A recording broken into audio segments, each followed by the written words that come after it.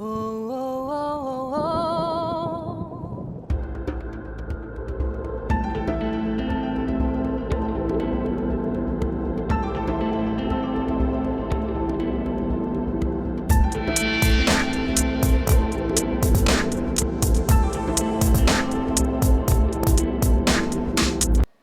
Bonjour à tous, continuons notre plongée dans le livre de l'Apocalypse.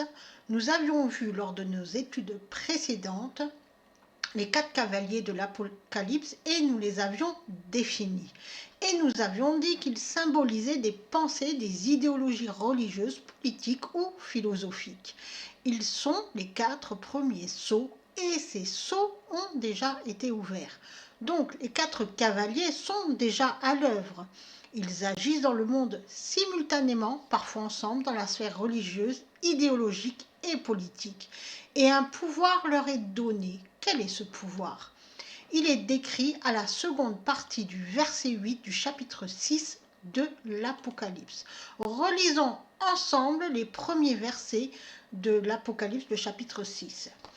Je regardais quand l'agneau ouvrit un des 7 sceaux, et j'entendis l'un des 4 êtres vivants qui disait comme d'une voix de tonnerre, « Viens !» Je regardai, et voici parut un cheval blanc, celui qui le montait avec un arc. Une couronne lui fut donnée, et il partit en vainqueur et pour vaincre. C'est le cavalier blanc. Quand il ouvrit le second sceau, j'entendis le second être vivant qui disait « Viens !» Et il sortit un autre cheval, roux. Celui qui le montait reçut le pouvoir d'enlever la paix de la terre, afin que les hommes s'égorgeassent les uns les autres. Et une grande épée lui fut donnée. Quand il ouvrit le troisième sceau, j'entendis le troisième être vivant qui disait « Viens !» Je regardai, et voici, parut un cheval noir. Celui qui le montait tenait une balance dans sa main. Et j'entendis au milieu des 4 êtres vivants une voix qui disait « Une mesure de blé pour un denier et 3 mesures d'orge pour un denier, mais ne fais point de mal à l'huile et au vin. » Quand il ouvrit le 4e sceau, j'entendis la voix du 4e être vivant qui disait « Viens !» Je regardai, et voici, parut un animal d'une couleur pâle. Celui qui le montait se nommait la mort, et le séjour des morts l'accompagnait. Le pouvoir leur fut donné sur le quart de la terre pour faire périr les hommes par l'épée, par la famine, par la mortalité et par les bêtes de la terre. Nous avons vu que le cavalier blanc symbolise le christianisme qui englobe bien sûr la doctrine catholique et d'autres doctrines chrétiennes qui ne suivent pas la parole de Dieu, mais ont ajouté ou retranché de la parole à la parole de Dieu. Le cavalier rouge, le roux, représente le communisme et donc le socialisme par extension. Le cavalier noir représente le capitalisme et donc le mondialisme. Et enfin, le cavalier vert, la couleur pâle, représente d'autres religions non chrétiennes, beaucoup sont orientales, et le mouvement, bien sûr, New Age. Maintenant, relisons ensemble le verset 8. Je regardais et voici, parut un cheval d'une couleur pâle. Celui qui le montait se nommait la mort et le séjour des morts l'accompagnait. Le pouvoir leur fut donné sur le quart de la terre pour faire périr les hommes par l'épée, par la famine, par la mortalité et par les bêtes sauvages de la terre. Le pouvoir leur fut donné, leur autois en grec. Il s'agit du pluriel du pronom autos qui signifie il, elle, lui-même, elle-même. C'est un pluriel dans le texte, ce qui signifie que ce pouvoir a été conféré aux 4 cavaliers de l'Apocalypse. Donc on parle bien des 4 cavaliers et non pas seulement du cavalier vert comme parfois certaines interprétations le laissent entendre. Donc c'est bien aux 4 cavaliers que leur est donné le pouvoir sur le quart de la terre pour faire périr les hommes par l'épée, par la famine, par la mortalité et par les bêtes sauvages de la terre. Et là on peut s'interroger et l'on peut se poser plusieurs questions. Pourquoi le quart de la terre? Périr par l'épée, on comprend. Périr par la famine, on comprend aussi, bien que vous allez voir quand on va regarder le texte vraiment en profondeur et qu'on va aller voir la signification des mots grecs qui ont été traduits par ces mots épée, famine, qu'il y a vraiment un sens très profond à ça. Périr par la mortalité, c'est pareil, on comprend. Et périr par la mortalité, la formulation reste quand même un peu étrange. Et que viennent faire les bêtes sauvages dans l'histoire? Que représentent ces bêtes sauvages? Alors, beaucoup ont essayé d'interpréter ce texte traduit en français d'après la traduction en latin qu'on appelle la Vulgate, sans chercher à comprendre le véritable sens du texte en grec. Et c'est ainsi qu'on a vu surgir des interprétations alarmistes, voire tirées par les cheveux et qui ne tiennent pas du tout la route. Ainsi, certains ont avancé le fait que le cavalier blanc était Jésus-Christ vainqueur qui allait étendre partout sa domination spirituelle, comme si Dieu était un dominateur et qui par la force allait prendre le pouvoir, comme si Dieu avait besoin de ça. Ou que ce cavalier blanc était au contraire l'antichrist, envoyé pour gouverner le monde. On a vraiment la thèse, l'antithèse et du n'importe quoi. Quant au cavalier rouge, certains ont fait de lui Jésus le justicier, le grand justicier, qui ruine la paix humaine et qui vient corriger les méchants. Ou au contraire, certains ont avancé le fait que ce cavalier rouge symbolisait une guerre mondiale qui entraînera l'humanité dans un bain de sang. Et le cavalier noir, certains disent que c'est Dieu qui frappe de disette et de famine le monde pour le corriger, alors que d'autres reprennent cette notion de famine pour dire que le cavalier noir installera une grande famine dans le monde entier. En ce qui concerne le cavalier vert, comme il est appelé la mort, et qu'il est accompagné du séjour des morts, certains prêchent qu'il va diffuser une pandémie qui va décimer la moitié de la population. Et bien sûr, certains ajoutent que c'est un châtiment de Dieu de laisser mourir les méchants par la peste ou la maladie.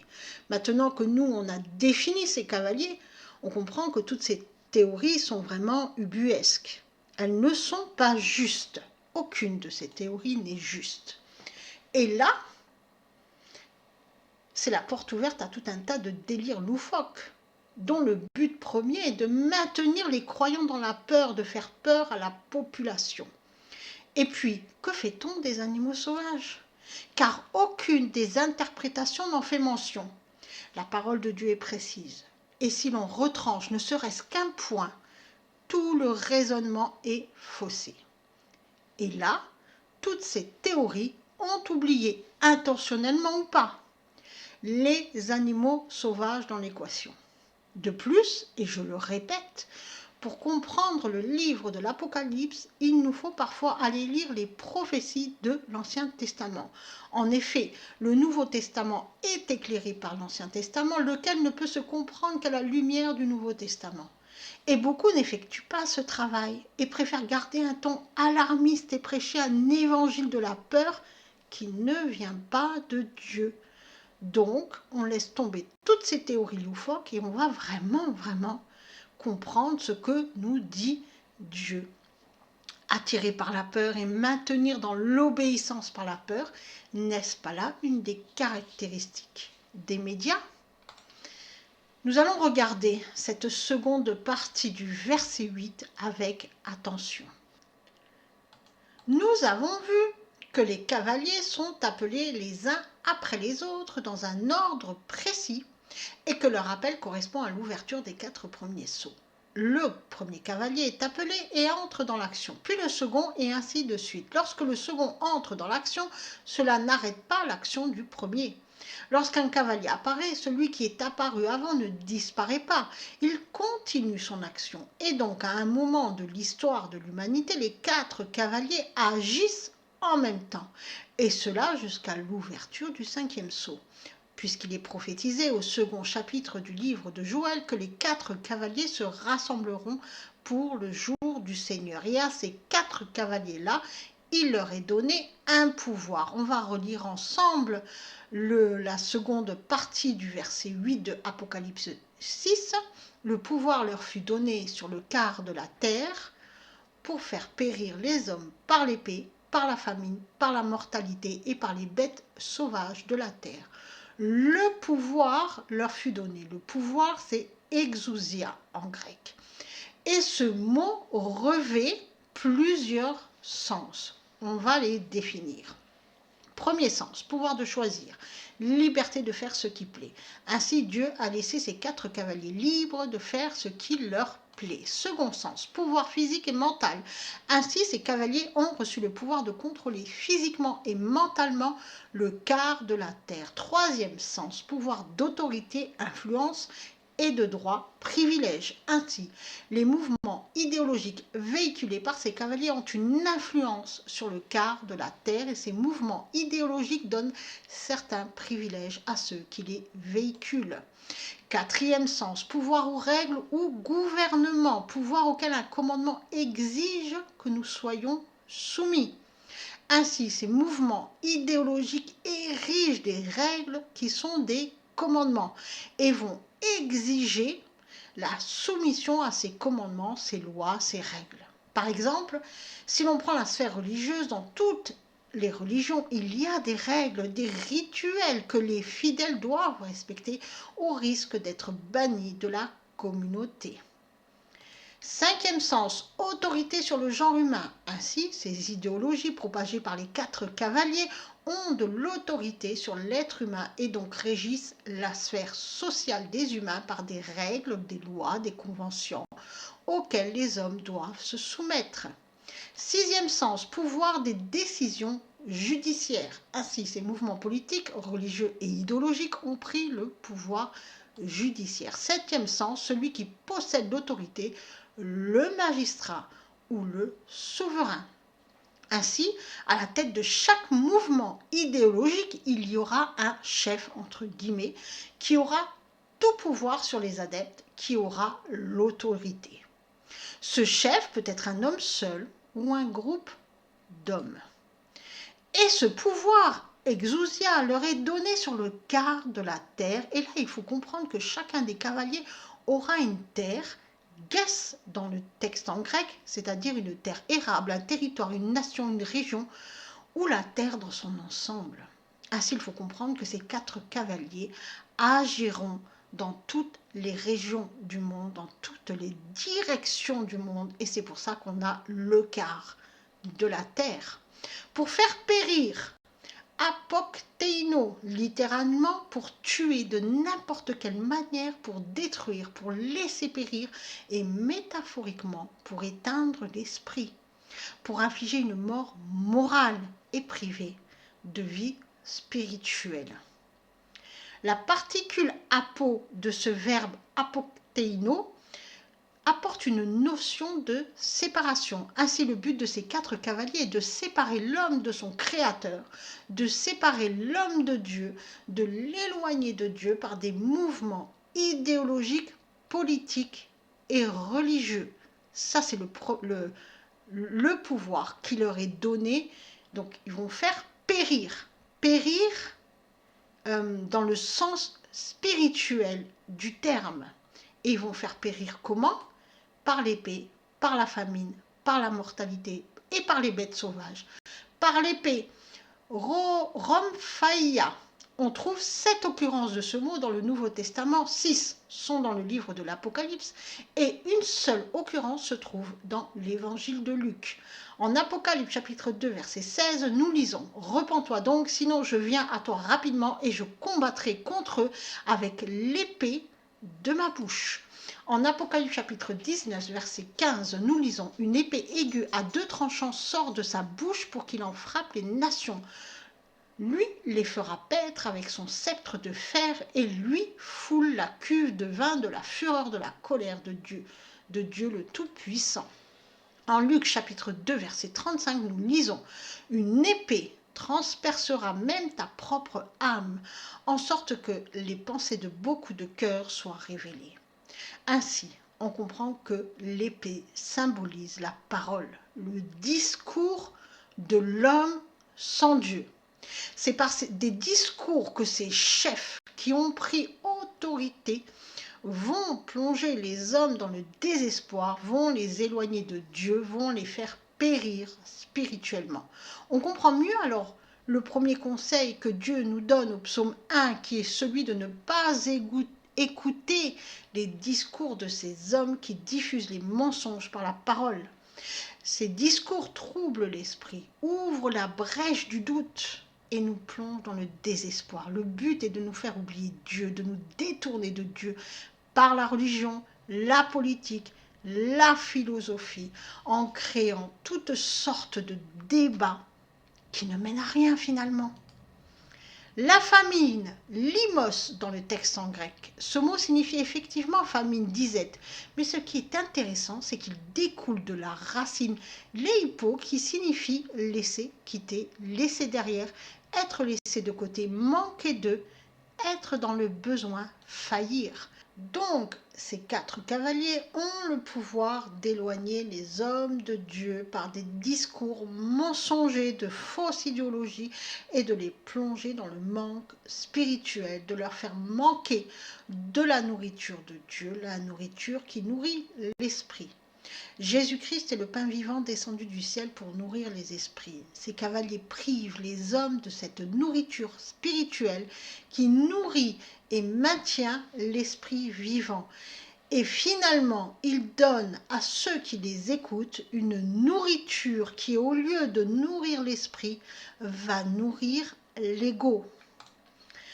Par la mortalité, thanatos en grec. Si l'on prend le sens spirituel de ce mot, il s'agit de l'état spirituel de celui qui est en enfer, car l'enfer est un état spirituel, l'état de l'esprit, de celui qui est plongé dans sa bulle, il est complètement renfermé sur lui-même, plongé dans sa bulle tout le temps.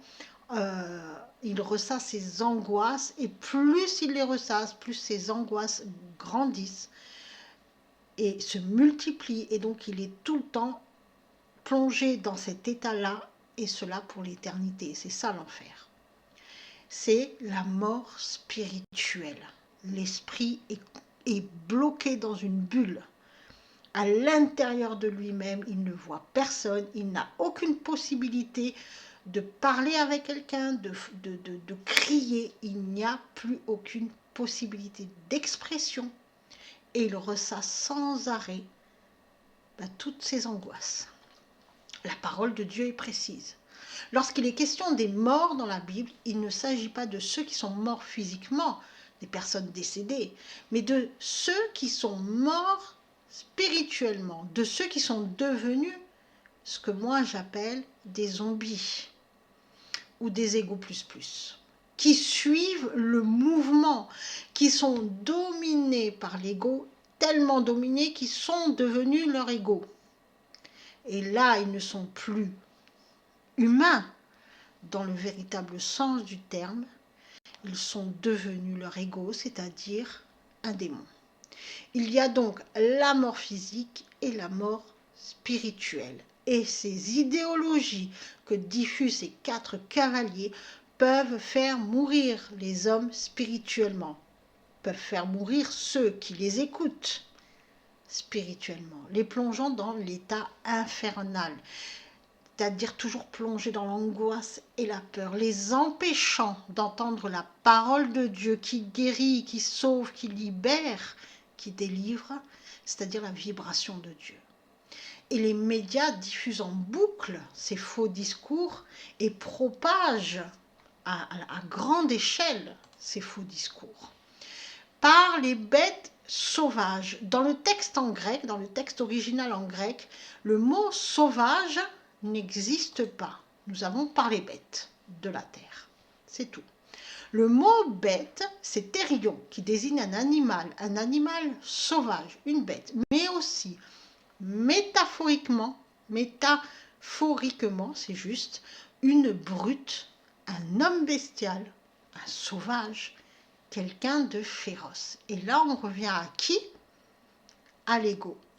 C'est-à-dire que celui qui écoute continuellement ces faux discours, continuellement, que ce soit le discours d'un ou l'autre cavalier, devient esclave de son ego, il est dominé par son ego et il va devenir son ego, c'est-à-dire une bête et quelqu'un de féroce qui est vraiment tout le temps dans l'ego. Quelqu'un qui est sous l'emprise de son ego, inévitablement, il ne va pas supporter la contradiction. et donc il va devenir de suite agressif. C'est celui qui est capable de frapper quelqu'un parce que l'autre n'est pas d'accord avec lui. Et de suite, c'est dans l'agressivité. De suite. C'est ça la bête. C'est ça. Et c'est ce qu'on appelle les hommes bêtes. Ceux qui sont morts spirituellement, ceux qui sont devenus leur ego. Ainsi, on comprend que les 4 cavaliers, par des discours qui flattent l'ego, qui nourrissent l'ego, par des paroles mensongères, vont éloigner les hommes de Dieu, vont les priver de la nourriture de Dieu, vont les affamer spirituellement et ainsi engendrer des morts spirituelles, c'est-à-dire des gens totalement dominés par l'ego. Et ce sont ces gens-là qui sont agressifs et pourront tuer d'autres gens. Ainsi, ces 4 cavaliers se construisent une armée d'adeptes éteints spirituellement qu'ils vont diviser et monter les uns contre les autres afin de les pousser à s'entretuer pour la fausse idéologie d'un des cavaliers. Au nom d'une religion, d'une idéologie politique, d'une philosophie, ces gens-là éteints seront capables de tuer. Et si l'on se base sur le second chapitre du livre de Joël, un texte de l'Ancien Testament que je vous laisse lire, les 4 cavaliers interviendront tous ensemble, ils interviendront pour se rassembler pour le jour de l'Éternel, c'est-à-dire à l'ouverture du 5e sceau. Et c'est ce rassemblement-là qui permettra aussi l'ouverture du 6e sceau. Il faut comprendre que ces 4 cavaliers de l'Apocalypse préparent un gouvernement mondial dirigé par l'Antichrist et son prophète. Ce gouvernement sera dirigé par l'Antichrist et son prophète. Donc, comprenez bien que peu importe l'idéologie qu'il véhicule, peu importe la religion qu'il véhicule, tous, même si c'est comme ça au premier abord, ça paraît beau, ça paraît qu'il diffuse une belle parole, certains disent « oh, je vais prier », je parle avec les anges, je suis un être de lumière, etc. Comprenez bien que tout cela, ils œuvrent tous ensemble pour Satan. Que ça soit dans le New Age, ceux qui disent qu'ils font de la magie blanche, les religieux. Comprenez bien qu'ils œuvrent ensemble pour Satan, chacun à sa manière. Ils poursuivent le même but, puisque même dans la sphère religieuse, ils ont perverti la parole. Ils ont ajouté ou retranché de la parole à la parole de Dieu. Et dans tout ce qui est la sphère politique, on le voit très bien. Ils poursuivent tous le même but, mettre le chaos, pour faire venir un gouvernement mondial dirigé par l'Antichrist. Et ça sera le 6e sceau. Les temps de la fin ont commencé dès la résurrection de Jésus-Christ. Nous vivons les temps de la fin. Et ça, ces temps-là, on se souvient de la chronologie qui a été donnée lors des premières études du livre de l'Apocalypse. Ça démarre, les temps de la fin démarrent dès la résurrection de Jésus-Christ. Là, à ce moment-là, Jésus-Christ nous a tout donné pour qu'on puisse faire face et résister jusqu'à ce qu'il vienne nous chercher. Une fois qu'on est mort sur terre, le corps décédé, à ce moment-là, l'esprit retourne à son Créateur où il est endormi. Jésus-Christ nous réveillera tous au même moment. Mais notre vie sur terre, c'est là où il faut combattre, lutter spirituellement contre toutes ces fausses idéologies. Et nous vivons un temps où les 4 cavaliers sont en action, ensemble, partout, dans le monde. On voit ces idéologies des 4 cavaliers qui œuvrent. Par l'œuvre du Christ, les hommes ont reçu le moyen de combattre spirituellement ces fausses idéologies et d'obtenir la grâce du salut. Puis, avec les 4 cavaliers, chacun qui porte un mouvement religieux, politique et idéologique, et ces mouvements ont façonné le monde et ont amené le monde à l'aliénation et à la destruction. Nous voyons bien, nous vivons dans un monde fou, un monde inversé, un monde qui n'est pas dans le bon sens. Celui qui garde la parole de Dieu dans son cœur, celui qui suit Jésus-Christ, ne se soumet pas à cette aliénation mondiale. Il ne suit pas le mouvement du monde. Et pour le monde, il est vu comme un fou. Et Dieu nous donne les moyens d'être libres. Il nous soutient dans cette lutte spirituelle. Il nous donne de la force spirituelle. Il nourrit notre esprit pour ne pas suivre, pour qu'on soit capable de ne pas suivre la marche du monde, mais pour qu'on puisse se mettre en marche vers le salut, vers Dieu. Dans le livre de l'Apocalypse, l'action des cavaliers est dévoilée. Jésus-Christ nous dévoile leur action afin que l'on ne tombe pas dans l'erreur de suivre la marche du monde. C'est pour notre bien, c'est pour notre salut que Jésus-Christ nous a dévoilé l'action des cavaliers. C'est une grande grâce de Dieu. On est loin des interprétations fléaux diffusées justement par le monde et qui ne sont que des mensonges de plus pour nous plonger dans la peur et dans l'erreur, car ils nous font croire que Dieu est punisseur et vengeur. Non, non. Dieu nous prévient de certaines choses parce que ça arrive, c'est arrivé, il y a encore des choses qui vont arriver afin que l'on puisse s'en défendre, qu'on ne soit pas surpris et qu'on ne soit pas démuni lorsqu'on est face à ça. Il nous dit ça, voilà, c'est arrivé. On le sait. Maintenant, on sait aussi comment combattre spirituellement ça. Dans la prochaine étude, nous étudierons les 3 premières trompettes qui sont sonnées après l'ouverture du 4e sceau, c'est-à-dire après le cavalier vert et avant l'ouverture du 5e sceau, c'est-à-dire l'enlèvement de l'Église. Soyez bénis.